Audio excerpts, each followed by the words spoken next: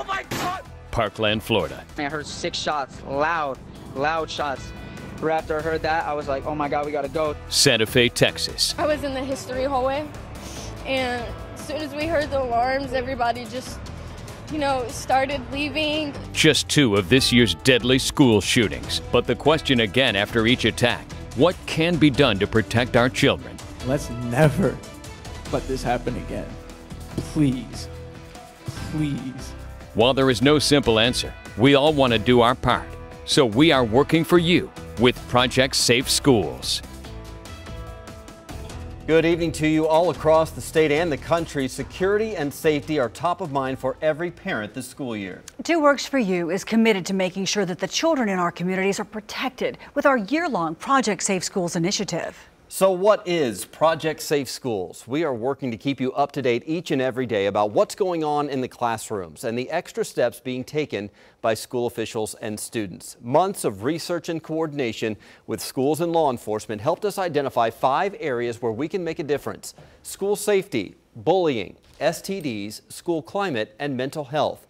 We're hosting roundtable discussions and town hall meetings and creating opportunities to identify issues, taking action, and bringing peace of mind to parents, students, and educators. Schools always hope for the best during the year, but they are preparing for the worst. There are bulletproof backpacks, on-demand background checks, and ballistic storm shelters. Tonight, Two Works for You reporter Megan Allison shows us the latest technology aimed at stopping an intruder. In the wake of recent school shootings, campuses in Oklahoma are looking to see how they can be one step ahead. They tell me this is an ongoing conversation to be prepared for any worst-case scenario. If that person is distracted at all, a person could go straight around this corner and up the stairs into classrooms or down this hallway where our 5th graders are. Jenks Public Schools is reevaluating, looking at any potential holes in safety. They installed a second set of doors on every campus this summer, preventing people from walking inside unnoticed. We'll have kids that if they see somebody on campus that they don't know, they tend to have a reaction because they've seen the news. So I think that may be one of the biggest advantages that isn't the one we first think of, and that's the emotional security of our kiddos. It's a system Sand Springs has had in place for the last few years, a single monitored entrance into the lobby. And you'll want to get right under the cross, yeah. Once inside, both schools rely on Lobby Guard. The program scans a visitor's driver's license, running an immediate background check. A badge is only printed for those who pass. Failed checks are emailed to staff, and the intruder is asked to leave. But in every school shooting, it seems like something else new comes up. Another threat, another way in, another hole in our security system comes up. So that's the hopeless feeling, is feeling like you're always running a step behind. Districts like Jenks and Sand Springs have developed safety committees. They meet monthly to discuss new technology, things like devices that can be put under doors or across doorknobs. So we had to make some changes as things changed around us in the country. And so we've looked into the things that has been successful in some areas and then tried to adapt those here. Once on campus, Charles Page High School students may be required to wear identification. It's something school administrators are considering this year. In the meantime, Sand Springs is launching a new app this year called Crisis Go. It sends push alerts to staff during an incident, and teachers will also be able to access a student roster. In addition, the app has a 911 button to contact police. As they wait for officers to arrive, schools like Charles Page rely on more than 60 security cameras, monitored constantly in the assistant principal's office. Osage Hills Public Schools is taking safety one step further. This year, a ballistic shelter was installed in every classroom, 13 in total. There are 3 bolts here that lock into place, an additional deadbolt. A setup like this does not come cheap. Every shelter this size costs around $12,000. For this district, in Oklahoma's largest county, it's all about timing. It could take as much as 40 or 45 minutes for somebody to get here. Even if they relied on Bartlesville police, school staff tell us that could take up to 15 minutes. Immediate lockdown goes into effect. Kids could be in the shelter in 30 seconds. These shelters are level 2 ballistic proof and could withstand shots from a handgun. The doors are locked and the kids are shepherded into the shelters. The doors locked from the inside. And so you have immediate protection here, you have a barrier at the door. This company continues to talk to schools across Oklahoma as they develop even stronger shelters that would hold up against just about anything. For local families, the concept brings peace of mind. All we had before was just either you would have time to get him down in the basement and get him under the desk. That's all we had. He's protected. I know he's protected. There's so many other schools. There's so many different kids in so many different schools that don't have this option. From the shelters to the cameras indoors, administrators tell me bond measures paid for all the technology. They plan to propose more bonds to stay ahead of the curve in the years ahead. Megan Allison, 2 Works for You. Cell phones are often used as a lifeline, but could they be making things worse in active situations like a school shooting? Former Tulsa Police SWAT team member Greg Douglas warns they can actually be detrimental. He says you have to be present in the moment and take action yourself. Well, I'm going to call 911 and the police are going to come save me. Well, we all know that it takes minutes for police to respond, and a lot of criminal acts happen in seconds. Douglas also warns noises from a phone could give away your location if you're trying to hide, and says your best bet in an emergency is to be alert, and if you do use your phone, make sure you're using it for the right reasons. This next story is about the controversial decision some schools are taking to arm teachers in the classroom. 2 Works For You anchor Giselle Puente visited Okemah Public Schools, one of only 3 districts in Oklahoma that allow teachers to carry a gun. I've been a professional educator for 45 years, and it's so different now than back then. When I started, the big discipline issues were who's putting chewing gum under the desk, and you know, we're a long way from there now. Scraping off a rainbow array of chewed up gum stuck underneath desks is sadly not the biggest thing American schools have to deal with. They're faced with the dark reality of mass shootings from Santa Fe, Texas to Parkland, Florida. President Donald Trump has voiced his support for arming teachers in the classroom. Unless we're going to have an offensive capability, it's going to happen again and again and again. The U.S. has witnessed a total of 23 school shootings since January. So some campuses in Oklahoma are looking at ways to keep students away from danger. If there were an incident, if there was an intruder, we want our students and families to know this is a safe environment. At Okemah Public Schools, teachers are allowed to be armed with the proper training. They've posted signs outside warning the public that some of their employees are armed. The district has had the policy since 2015 after Oklahoma passed a law allowing school employees to carry a concealed gun. We don't have the luxury of just putting our head in the sand and saying, well, it'll never happen here. We have to prepare. We have to help our students prepare, and our teachers and our staff and our community. Interim Superintendent Bob Gregg says 2 to 5 employees are armed in each of their 3 schools, but they don't identify who as part of their security strategy. The goal? To keep more than 800 students safe. Some of the students we talked to say it gives them a sense of comfort and peace knowing that someone can defend them in school. What's your opinion of coming to school knowing that some of your teachers might have guns? I'm all for it. You know, as a student, you shouldn't have to come to school, you know, fearing, you know, something like that happening. And I think having, you know, teachers being able to carry, I think that's a plus. For Okemah High School senior Jordan Haddocks, it's about putting a stop to a potential threat. You look at how many school shootings have happened and when they took place, you know, I think that having a teacher or multiple teachers in the school that are armed, you know, I think a lot of that could have been stopped. There are 2 other public schools in Oklahoma that allow teachers to carry firearms.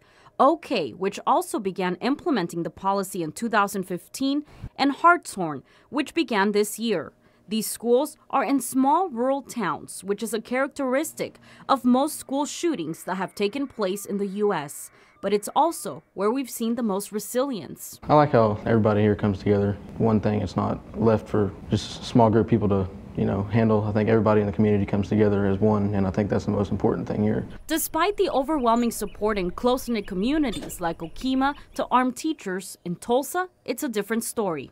That's not a good idea in our district, and we already have the officers. We don't need it. Shauna Mott-Wright with the Tulsa Classroom Teachers Association believes guns don't belong in the classrooms, even though she's a proud gun owner herself. As a mother and as a teacher, do I still want that in my school? No. We need to keep the guns out of schools. She says it could invite more violence or cause a situation to get out of hand. I'm a high school teacher. Several of my kids at any given moment, if they did not care for me like they did, could overpower me. Then what? Wright says if the gun training includes simulation-based scenarios, which Okima doesn't require, she might feel differently. I don't want guns in the classroom. That's not what the classroom is for. But if they have the certification, it's kind of like going to school and learning how to become a teacher and being certified. Under Oklahoma law, school personnel must be CLEAT certified with more than 70 hours of both classroom and gun range instruction. Okima Interim Superintendent Gregg says their policy is volunteer-based and doesn't make teachers have a gun. So far, they've had teachers show interest every school year. Still, the district says education remains their top focus, with an added layer of security and peace of mind. I go throughout my day and do what I'm supposed to do, and that's never really been a problem to me. We want the focus to be on the learning environment and student learning, and for that to be just an added, just like the safe rooms, that's an added sense of security. Reporting in Okima, Giselle Puente, 2 Works for You. As school shootings become a larger, terrifying reality for students and parents, more devices are being designed to protect students. One of those devices could be the last line of defense in an active shooting. It's a bulletproof backpack. But does it actually work? Well, we took one to a local firearms instructor to test it out. The rounds definitely penetrated the front of the bag here, but if we flip it over, there's no penetration past the armor itself. Now, these backpacks can be pricey, some going for $250, while a bulletproof insert costs around $100. But neither is guaranteed to stop a bullet from a rifle. Metal detectors are another popular option to keep children safe at school, monitoring what comes through the doors. But when we started looking into safety issues around green country campuses, we found most districts feel metal detectors could do more harm than good, including Wagner Public Schools. We don't want it to feel like a prison when they come here. We want it to feel like a safe educational environment where they feel welcome and accepted.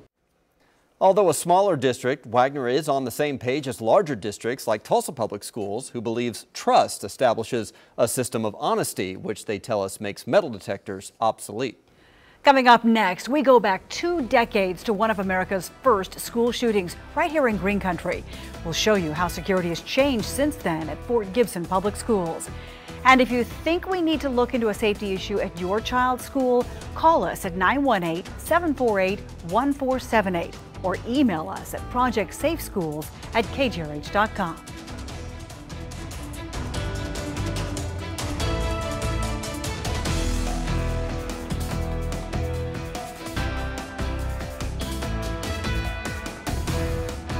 At work. Everything seemed to be in slow motion after it happened. You know, it was kind of a surreal thing that was going on that day.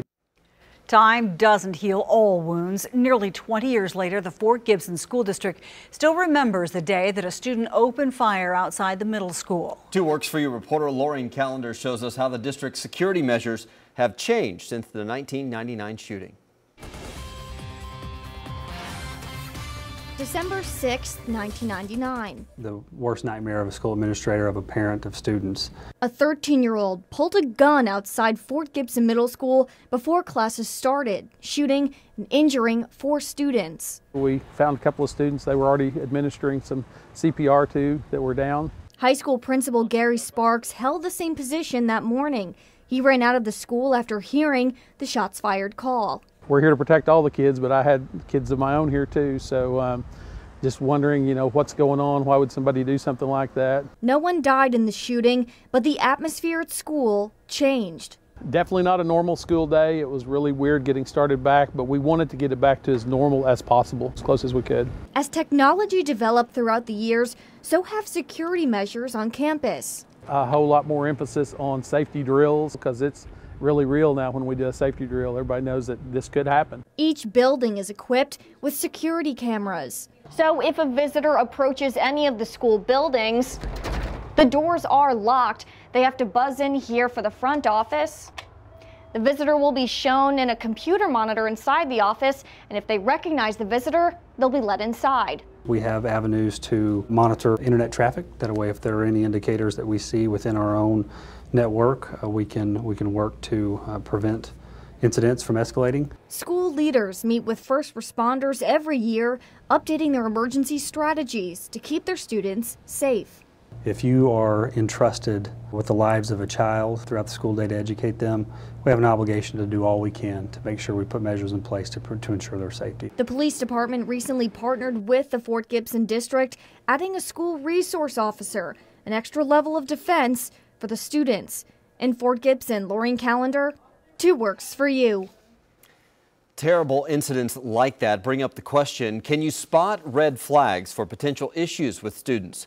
We went to the experts to find out. OSU Assistant Clinical Professor Dr. Sarah Coffey says problems aren't always obvious, like physical violence or thoughts of suicide or substance abuse in adolescence. Sometimes it's things that aren't so in your face, a decline in school performance, not getting along with peers, or refusing to go to school. You know, every once in a while we might have a bad day and not want to go to work or go to school, but if a kid is consistently not wanting to go to school, having a lot of stomach aches, headaches that aren't explained by other physical ailments, I'd be concerned about an emotional health diagnosis. Dr. Coffey says if parents see tendencies like these, the first step is to talk to your pediatrician or primary care doctor, but says the best course of action is conversation. Educators in Green Country are doing just that. Some schools hold weekly meetings for their teachers so administrators can discuss behavioral changes in students and how to recommend help. At Booker T. Washington, they are called SAFE teams, and counselors attend too to learn which students they should keep an eye on. I have seen personally students that if it weren't for the teachers bringing them up in SAFE team, then I wouldn't have been able to reach out to them and get them the services that they need. The teams, which are at Booker T. Washington and Owasso's Ram Academy, were created in the early 2000s after several teens committed suicide within just a couple of months.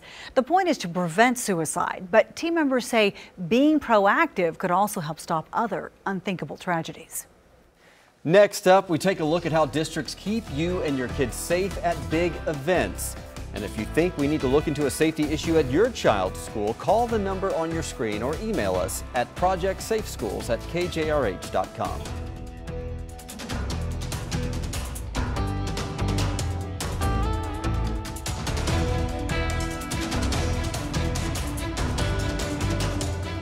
Years. Welcome back. As you get ready for big school events like football games, know that your local district is doing everything they can to keep you and your kids safe. 2 Works for You reporter Tony Russell shows us how police are working with schools and help create a safe environment for everyone in the stands. It's the heart of the football season, and everyone hopefully gets the drill by now. Where to park, how to get to the stadium, and how to cheer on your kid's team. But what about the security? And most campuses have student resource officers. They're very visible in the hallways and they're during Monday through Friday, but on Friday nights, you'll see them out here on the gridiron. Coweta's Police Chief Mike Bell is excited about this Tiger football season. What is the mindset of your department at these big games? During the big games, well, first of all, I'd like to say we're really excited the fact that we're back in the schools with the SRO program. Such a great program for the schools to have. The kids actually get to meet one-on-one with the SRO, and it makes it a little bit more homey, more friendlier environment for the kids. They kind of warm up to them a little bit more. Chief Bell says his school resource officer, Ryan Staggs, works closely with students and the entire community. Our thought as far as the games are concerned, like tonight, is safety of the kids. The SRO is that link between the department and the district. We should be able to police ourselves, to be honest with you. I think the parents should be able to police themselves. They should be there to have a good time and support their children in the endeavor that they're getting ready to do. You know, as a band parent, I'm excited about halftime, and I would never think about fighting another parent over a band incident. So I don't understand why parents want to fight over the sport. Especially on game day. We want to make sure that the families can come out, they can still enjoy the games. We want everybody to show their support for the Coweta Tigers. The final message from Chief Bell for everyone on game day. We should be paying attention to what they're doing on the field. If they're giving their hearts, why can't we do the same thing up in the stands? In Coweta, Tony Russell, 2 Works for You. Coming up next, we sit down with 2 mothers from the Sandy Hook shooting. They share what they think needs to be done to keep your children safe at school. Welcome back. You know, the culture of protecting students is changing all across the country. 2 Works For You reporter Megan Allison spoke with 2 mothers who lost their children in the Sandy Hook school shooting, sharing what they think still needs to be done. Almost 6 years ago, 20 first graders went to school and never came home. This massacre has shaped the way campuses across the country have looked at safety. It's partially thanks to 2 mothers who lost their daughters and don't want anyone to experience what they went through. I'm one of too many parents that lost a loved one, a child, at Sandy Hook School. Josephine Gay had just celebrated her 7th birthday and had a party planned for December 15th, 2012. The day before, a gunman burst into Sandy Hook Elementary School, taking the life of Josephine before she had the chance to celebrate. She was a very persistent young lady, and that's part of what keeps me going. Josephine, or Joey, was autistic and nonverbal, but another first grader, Emily Parker, took the classmate under her wing. We joke about her being able to talk in an entire lifetime in those 6 years that she was on this earth because she was a chatterbox. The 2 mothers made contact after the tragedy, both feeling frustration that more could have been done to protect their children. I do remember sitting in the parking lot that day just in disbelief. 6 months later, they created the Safe and Sound Schools Foundation. The nonprofit is a hub for resources, including trainings and seminars that any school can access. Someone who absolutely did not belong anywhere on our campus or in our school was very simply able to gain access to our school by simply firing at a window to get in.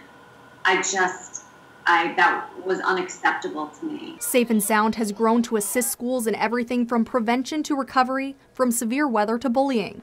As the foundation grows, the 2 are proud to see progress, but seeing other shootings in Parkland and Santa Fe, they recognize what more needs to be done. I immediately think of those families and what those families are feeling because I've been there and I know what that feels like to not know what has happened to your loved one. For more information on the toolkits and resources available to schools here in Green Country, just go to kjrh.com. Megan Allison, 2 Works For You. We will be right back.